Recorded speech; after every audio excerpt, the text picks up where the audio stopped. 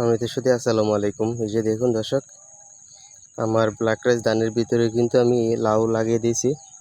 লাউর ভিতরে ধান চাষ, মানে ধানের ভিতরে কিন্তু লাউ চাষ। লাউ গাছগুলো কিন্তু অনেক লম্বা হয়ে গেছে, এখন মাচা দেওয়ার কাজ চলতেছে।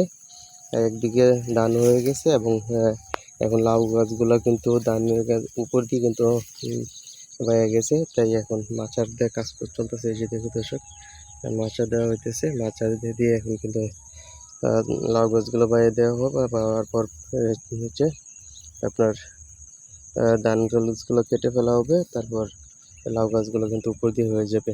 আপনারা কিন্তু চাইলে এরকমভাবে এই যে সবজির যে বেডগুলো ছিল গত বছর, সেই বেডগুলোতে কিন্তু এখন আমি লাউ লাগিয়ে দিয়েছিলাম। লাউ গাছগুলো কিন্তু অনেক লম্বা হয়ে গেছে এবং করাও চলে আসছে। চাইলে কিন্তু এরকমভাবে আপনারা চাষ করতে পারেন। আমি এখন দর্শক, লাউ গাছগুলো তো অত্যন্ত সুন্দর, চমৎকার।